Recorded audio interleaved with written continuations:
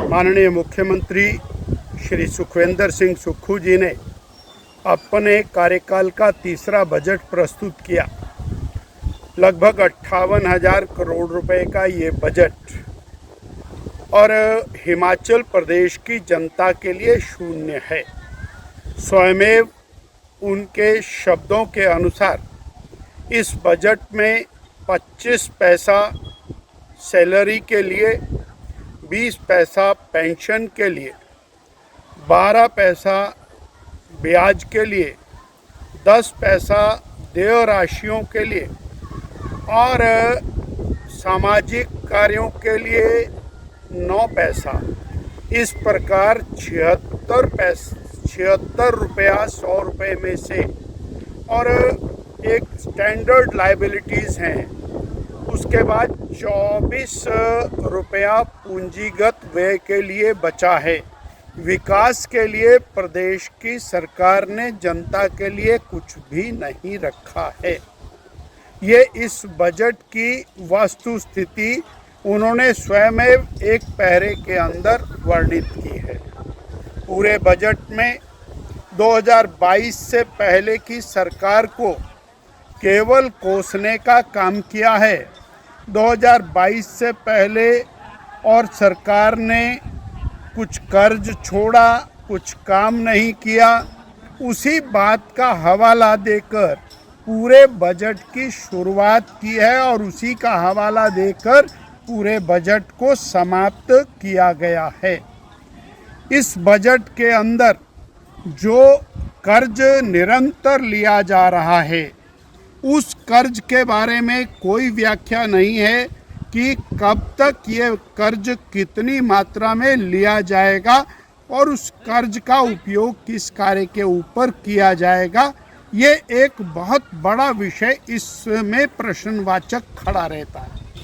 इसी प्रकार से और कानून बिगड़ती व्यवस्था को लेकर कोई भी प्रावधान इसके अंदर नहीं किया और ना ही इस बात का कोई उत्तर दिया गया कि आपने 1200 स्कूलों को बंद कर दिया है, आपने लगभग 1600 संस्थान बंद कर दिए, आप शिक्षा में गुणवत्ता की बात कर रहे हैं और संस्थान बंद करते चले जा रहे हैं, आप स्वास्थ्य में गुणवत्ता की बात कर रहे हैं और संस्थान बंद करते चले जा रहे हैं।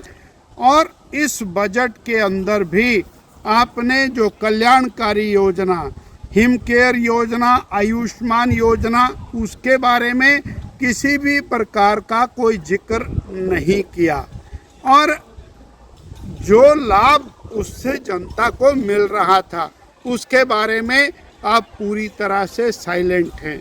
और भी ज़्यादा जो और चिंताजनक बात है, अनेक योजनाओं का नाम बदल करके आपने जनता को और धोखा देने का प्रयास किया। आपने और 20 साल से ऊपर की बहनों को 1500 रुपये देने की बात कहते समय उसमें पात्र शब्द का प्रयोग किया, अर्थात वो एक सेलेक्टेड बहनों को देने की बात आप कर रहे हैं।